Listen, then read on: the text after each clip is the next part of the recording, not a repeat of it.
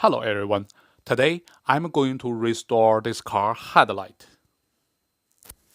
And in this video, I will show you how to restore a foggy headlight from this to this. As well, I have another video to show you how to polishing a headlight after headlight restorations. Look how clear it is.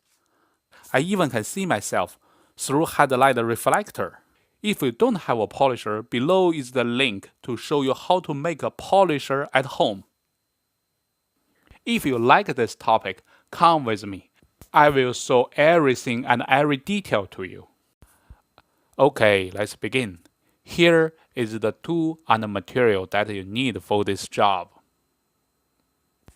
And I'm going to use this Rust-Oleum clear coat to paint the headlight. There are two reasons that I choose this Rust-Oleum clear coat. One is this one bound to plastic. And the second reason is this clear coat is UV proof. And if I using this one to seal headlight, it could prevent the headlight get sun cooked again. So for sandpaper, I take this 3M sandpaper because this package include 1000, 1500, 2000, 2500. It include 4 types of sandpaper, and I can using 1000 grade for restore the headlight and 2000 grade for polishing the headlight. So there are 4 steps to restore your car headlight. First is taping. Second is sanding. And the third step is masking. The last step is spraying. So first, let's use tape, taping around headlight. So we're using tape to protect the car that accidentally sanded by sandpaper. So in this procedure, you don't have to use blue tape. You can use any tape to tape it around the headlight, just to make sure it's not leaving any sticky residue after you remove it. So the second step is using 1000 grade sandpaper white sand headlight. Here, I put a small foam between my hand and the sandpaper. Because our hand is not even. If you directly use a hand push behind the sandpaper, you may get somewhere sand really hard and somewhere get barely sand.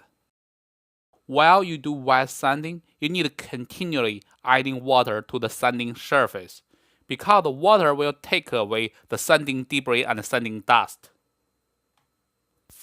If you stop adding water, the sanding debris or the dust will accumulate on the surface, and then that will clog your sandpaper. For wet sanding, it gets rid of yellow oxidation on top of headlight surface, as well as get the headlight surface ready for painting. So while you do wet sanding, at the very beginning you can see there kind of yellow mark come from your sandpaper. So when this yellow mark changes to white mark, that means your sanding is good enough. You can finish here and go to the next step. The third step is masking the car and get ready for paint. Here, I'm using plastic and newspaper to masking the car. And if you don't have masking plastic or newspaper, you can go to Home Depot or Lowe's. They usually put the masking plastic in front of their door and give it for free.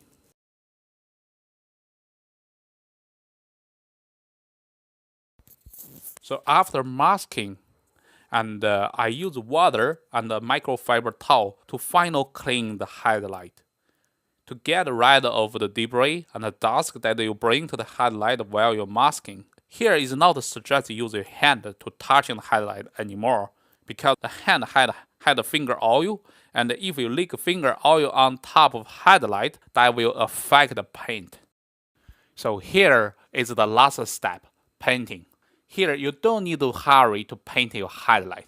So before you paint your headlight, just do a visual inspection to see if there is any dust or debris that is left, or is the headlight get evenly sanded.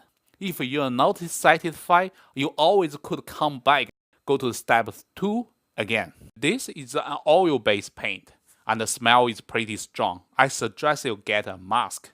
Before you're using this clear coat, you have to well shaking this can.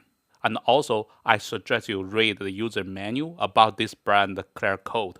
Here is a link below.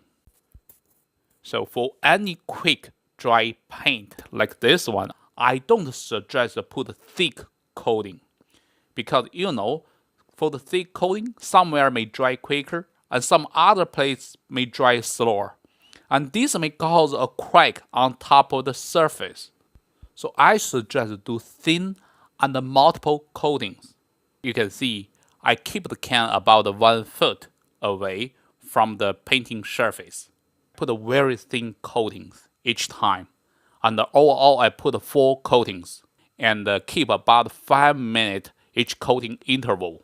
During the 5-minute painting interval, always come back to examine your paint. Is there anywhere get too much paint or anywhere doesn't get paint at all? This will help you get better paint in next coat.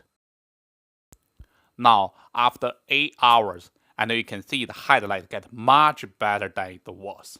I also did a test, and the result shows the highlight gets 3 times brighter than it was. But we are not finishing here. You can see there are orange peel on the top of the paint. And in next video, I will polishing the highlight and get rid of orange peels. Thanks for your watching. If you have any question, comment, or suggestion, please let me know.